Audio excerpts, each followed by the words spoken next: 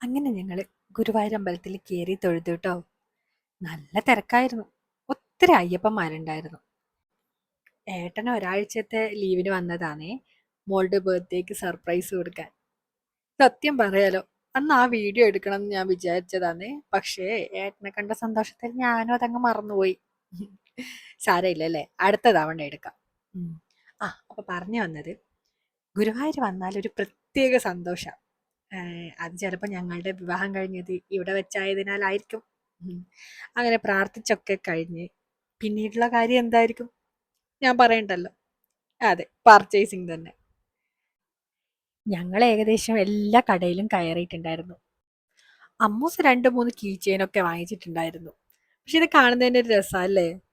ഇത് രാത്രി ഭക്ഷണം കഴിക്കാനുള്ള ക്യൂ ആണേ. ഞങ്ങളുടെ റൂം തൊട്ടടുത്തായതിനാൽ എത്ര സമയം വേണമെങ്കിലും ഇവിടെ ചെലവാക്കാം. അതായിരുന്നു എൻ്റെ സന്തോഷം. അതുകൊണ്ട് തന്നെയാണ് ഇത്തവണയും ഇവിടെ തന്നെ റൂം എടുത്തത്. ദാ കണ്ടോ, അതാണ് ഞങ്ങൾ താമസിക്കുന്ന ഹോട്ടൽ. ഇത്ര അടുത്താണ്. കൃഷ്ണവത്സം റിജൻസി എന്നാട്ടോ ഈ ഹോട്ടലിന്റെ പേര്. ഇനി നിങ്ങൾ വരുമ്പോൾ ഇത്ര അടുത്ത് താമസിക്കണം എന്നുണ്ടെങ്കിൽ നിങ്ങൾക്ക് ഈ ഒരു ഓപ്ഷൻ സൂപ്പർ ആയിരിക്കും.